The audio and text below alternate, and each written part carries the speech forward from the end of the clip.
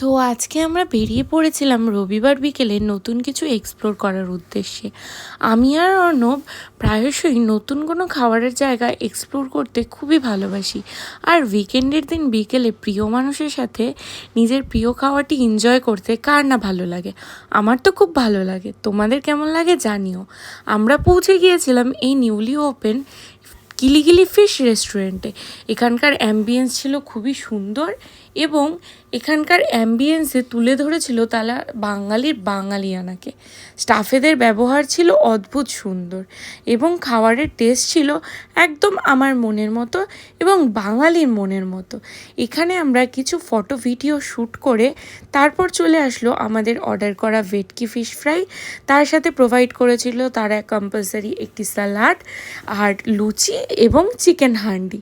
লুচি এবং চিকেন হান্ডির টেস্টও ছিল খুবই ভালো।